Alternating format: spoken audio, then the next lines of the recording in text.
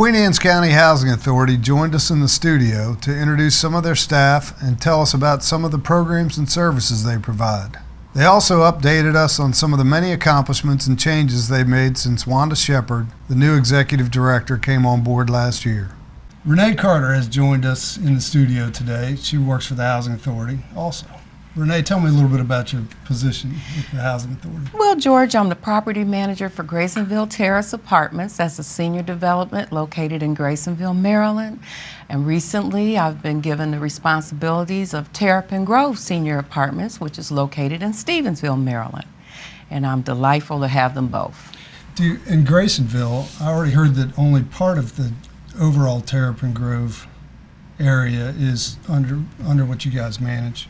Is it the same way in Graysonville? Because they have a senior center there, right? Correct. There is a Graysonville senior center in Graysonville, Maryland, and then there's the apartments. So the seniors have the ability to go to the senior center for activities if they like, and it also is the same situation in Stevensville. So walking distance, all sort of in the same area? Yes, and at Terrapin Grove, which is really nice, they never have to come outside. There's actually a corridor that leads from the apartments to the senior center. So it's really nice. Yeah, that's great. Yeah. It's a social thing, I'm sure, will keep them going. Oh yes, and they're able to have meals there if they're unable, they don't feel good, they don't want to cook in their apartment that particular day. They can contact the senior center and eat meals at the center, so they can walk directly from their apartment to the senior centers and receive a hot meal. And many of the tenants at both our sites take part on that. And they can take part in the events that they have. And yes. They have a gym at some of those places. They do. They have a gym. Classes. Yes, at Terrapin Grove, actually, we have our gym located in the building. We also have a library.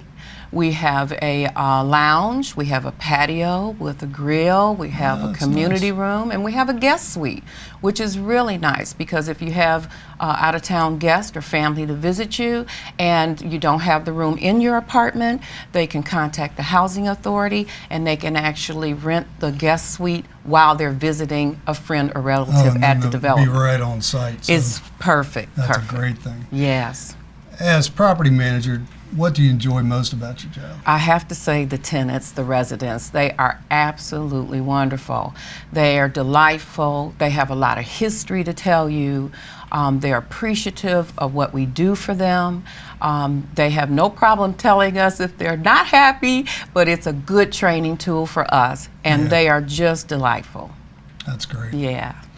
So what are some of the plans for the future of the developments?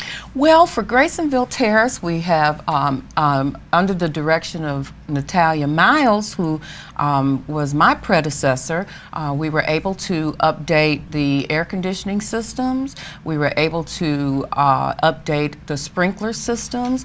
And since I have been there, which has been a short period of time, we've been able to update the landscaping. As a matter of fact, yesterday, the tree contractor was there to treat the trees, and they will be there to trim the trees and get the property managed. At Terrapin Grove, there's a lot coming up with them, and we're excited about it. We're working in conjunction with Donna Walls, who is also my predecessor, and we will be looking at expanding the laundry room. And I think Donna told you some of the things that she's done there, which is wonderful.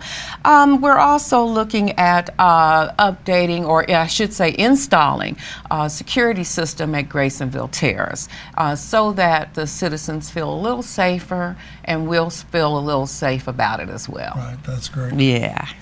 How do people find out if they're eligible to get into one of your units? And is there a waiting list or a system they can find out more about it? Yes, we have a waiting list. But unfortunately, George, our waiting lists are closed. And our waiting lists are closed because they are so long. We want to be able to, accommodate the people that are on the waiting list now. Right. We need affordable housing in Queen Anne's County, and that's for all ages, under the age of 62 and over. In our developments, you have to be over the age of 62. So we just have that much of a need, even with our seniors that need affordable housing. Right. You know, majority of our county are single-family homes. After you get a certain age, you're unable to maintain that home, and you want to go into a smaller space where you don't have to have as much maintenance. And we have citizens who want that, but we just can't build it as fast as they need it. It's definitely a big challenge for us in our the county county. needs to look at. Yes, Something they're absolutely. working on, they need to look at. You do have housing units available for other ages and families also within the housing authority, Well, not just for the seniors. That's those correct. are the ones you manage, right? that's right. The seniors are the ones that we manage, that I manage, I'm sorry, Right. yes. But we manage other housing developments as well for under the age of 62 as well, and therefore low to moderate low income families. That's great. Thanks a lot for coming in, Renee. It's good to see you again. Thank you for having us. Thank you. To learn more about the programs and services available from the Queen Anne's County Housing Authority, call 410-758-8634 or go online to qach.org.